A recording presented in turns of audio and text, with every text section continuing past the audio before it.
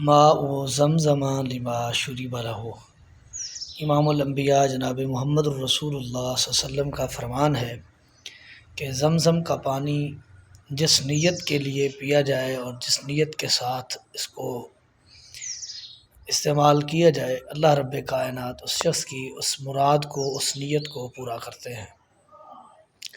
یعنی کہ یہ پانی جس نیت کے ساتھ، اگر کھانے کی ضرورت ہے استعمال کیا جائے، کھانے کی ضرورت ختم ہو جاتی ہے۔